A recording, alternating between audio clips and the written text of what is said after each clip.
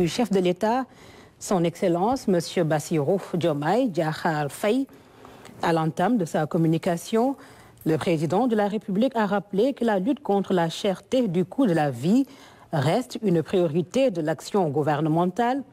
Le chef de l'État a constaté la dérégulation des marchés des produits et services de grande consommation en termes d'approvisionnement, de stock et de prix. Dans ce lot, il a attiré toute l'attention du Conseil sur la situation des denrées de première nécessité. Aussi indique-t-il les prix homologués en gros et surtout en détail du riz, du sucre, de l'huile, de la farine, du lait et du pain notamment doivent faire l'objet d'une surveillance particulière et permanente de la part du gouvernement et des services compétents de l'État. Le président de la République a en outre rappelé au Conseil la forte préoccupation de ses concitoyens concernant la baisse et la régulation des coûts des loyers et les facilitations pour l'accès à un logement décent. Le chef de l'État a dès lors donné des instructions au Premier ministre,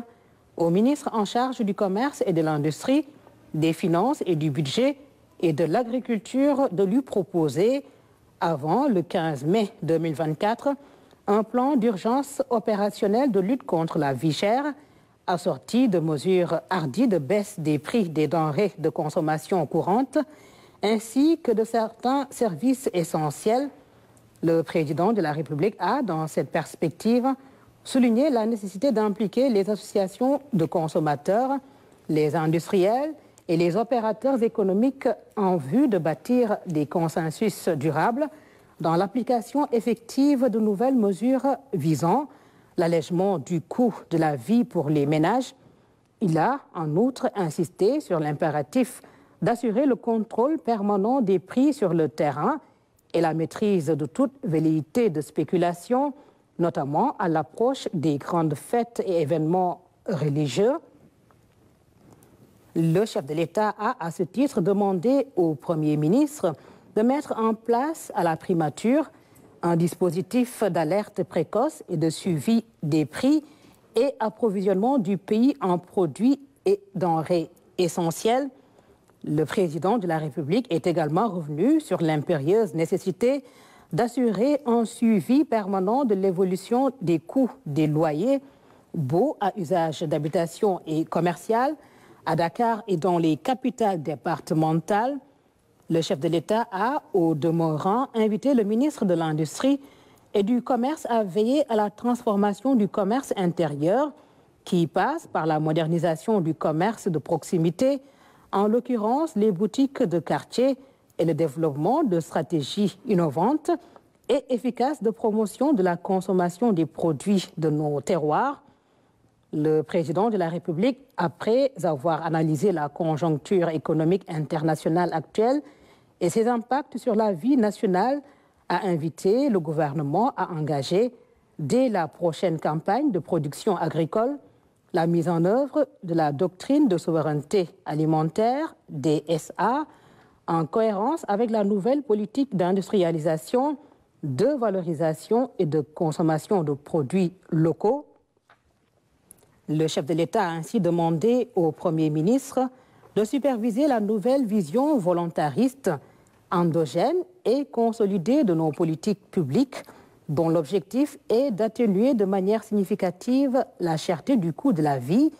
et de soutenir durablement l'amélioration du pouvoir d'achat des populations par l'accès à des denrées et produits courants de qualité et à des prix accessibles. Le président de la République a d'ailleurs, sous ce chapitre, donné des instructions au Premier ministre pour accentuer les réformes visant l'amélioration de la concurrence dans ces différents secteurs d'activité et la préservation soutenue des droits des consommateurs. Ensuite, le chef de l'État a beaucoup insisté sur la formation professionnelle et technique, ainsi que l'emploi des jeunes qui demeurent, selon lui, des priorités nationales. À ce sujet, il a demandé au Premier ministre de prendre les mesures idoines visant à mutualiser et optimiser les ressources et interventions de toutes les structures publiques de soutien et de promotion de la formation professionnelle de l'entrepreneuriat et de l'emploi des jeunes. Il a à cet égard demandé d'harmoniser les bases de données sectorielles relatives aux demandes et offres d'emploi. Le chef de l'État a demandé au Premier ministre et au ministre en charge des Finances, de la formation professionnelle, de l'enseignement supérieur et du travail de procéder dans les meilleurs délais à une revue de l'écosystème des structures, moyens d'intervention et offres de formation professionnelle et technique en vue d'améliorer l'allocation des ressources destinées aux cibles de la formation professionnelle et technique. Il a, sur ce point, indiqué l'urgence d'implémenter à la primature un système de suivi des politiques de promotion de l'emploi des jeunes et de veiller à l'insertion professionnelle rapide des jeunes diplômés de l'enseignement en français et en arabe. Le président de la République a également demandé au Premier ministre de veiller à la territorialisation des politiques de formation professionnelle et technique et d'emploi des jeunes. Le chef de l'État a par ailleurs demandé au gouvernement d'engager avec les partenaires sociaux, les centrales syndicales, des travailleurs et le patronat, des concertations régulières pour une trêve sociale. Il a souligné la nécessité de procéder à l'actualisation consensuelle du Code du travail et de la Convention nationale État-employeur. Il a aussi appelé à la tenue, après le 1er mai, de la conférence sociale autour du thème majeur de l'employabilité et l'emploi des jeunes. Le président de la République a, dans le même élan, informé le Conseil des audiences qu'il a accordé le mardi 24 avril 2024 aux responsables des centrales syndicales les plus représentatives et aux dirigeants des organisations du patronat dans le cadre des concertations pour la consolidation de la stabilité sociale et des efforts collectifs de lutte contre la vie chère, la relance de l'économie nationale et la création d'emplois pour les jeunes. Le chef de l'État a aussi demandé au Premier ministre d'assurer avec chaque ministre concerné la coordination du suivi permanent de la prise en charge des doléances et recommandations des partenaires sociaux, centrales syndicales et organisations patronales. Le président de la République s'est également dit particulièrement soucieux du renforcement de la réconciliation nationale. Celle-ci passe, à son avis, par la justice dans le traitement adéquat des cas des victimes des événements de janvier 2021 à février 2024, notamment les familles endeuillées et les blessés. À cet effet, le chef de l'État a demandé au Premier ministre de mettre en place une commission d'indemnisation des victimes des événements de janvier 2021 à février 2024. La dite commission, indique-t-il, devra s'atteler dans les meilleurs délais à identifier les victimes et procéder à l'évaluation des préjudices subis, ainsi qu'à la prise en charge effective des blessés en cours de traitement. En outre, le Premier ministre devra faire, avec les ministres concernés, le point sur l'état d'avancement de ce dossier prioritaire dans les 15 jours en Conseil des ministres. Au titre de son agenda diplomatique, le président de la République est revenu sur ses visites de travail et d'amitié effectuées en République islamique de Mauritanie et en République de Gambie, successivement les 18 et 20 avril 2024. Le chef de l'État a remercié les présidents Mohamed Ould Cheikh El Razouani et Adama Barrow pour l'accueil exceptionnel et l'hospitalité généreuse qui lui ont été réservés, ainsi qu'aux délégations qui l'accompagnent dans ces deux pays frères. Les travaux très fructueux de l'étape de Nouakchott, a informé le président de la République, ont porté notamment sur le renforcement de la coopération en matière de défense et de sécurité à la frontière face aux menaces transversales que sont le terrorisme, la criminalité transnationale organisée, le trafic international de drogue et d'êtres humains, ainsi que la migration irrégulière, la redynamisation de la coopération en matière de pêche.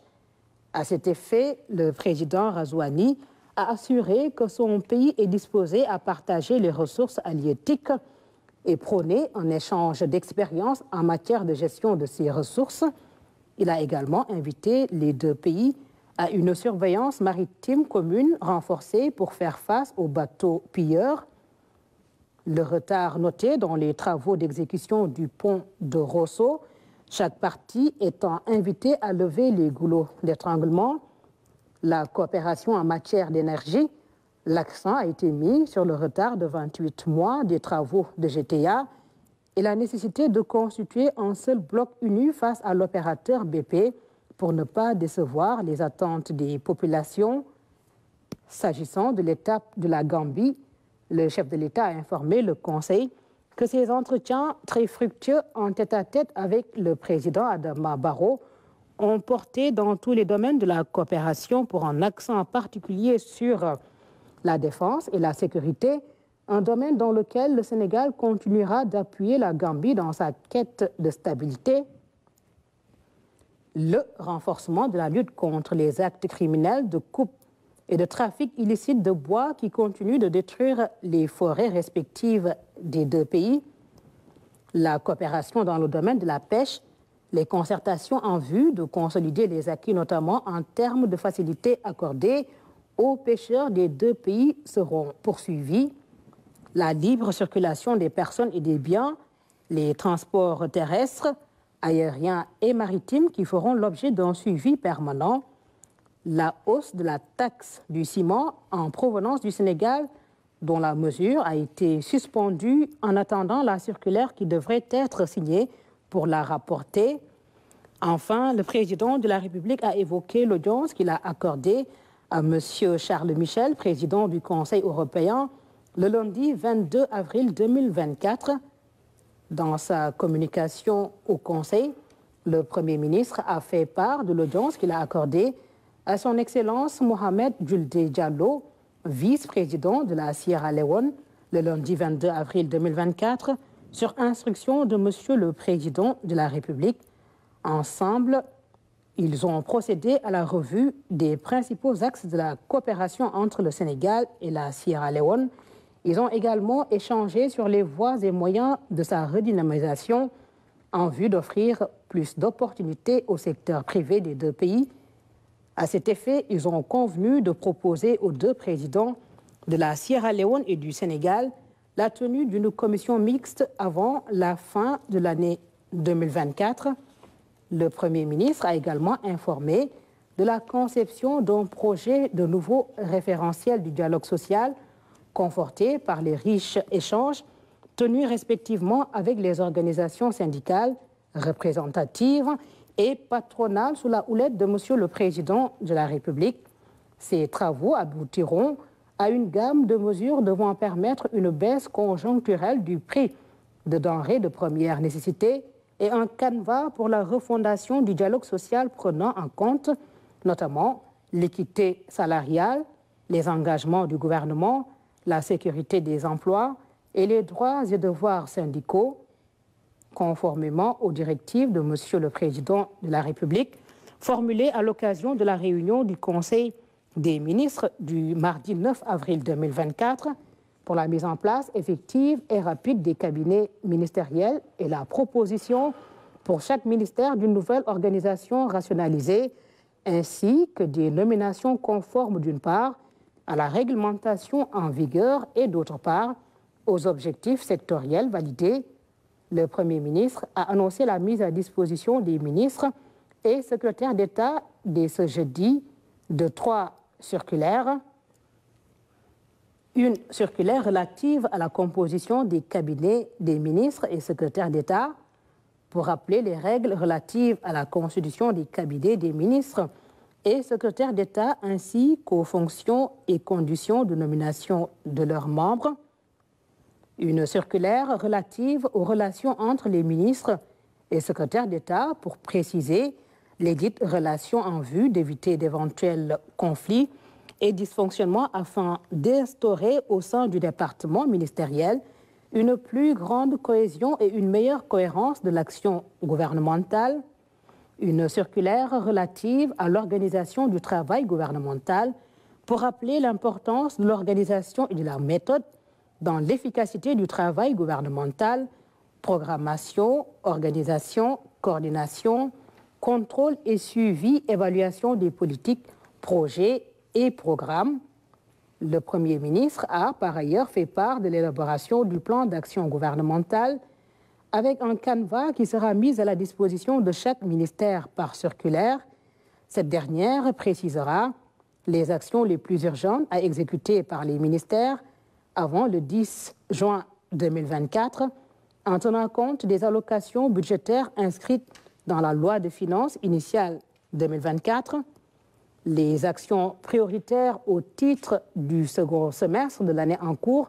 ainsi que les ressources budgétaires nécessaires, les programmes et projets à l'horizon 2029.